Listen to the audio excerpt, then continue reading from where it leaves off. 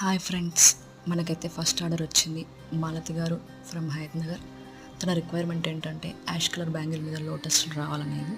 So తన bangles ఎలా turn out అయ్యారో చూసేయండి.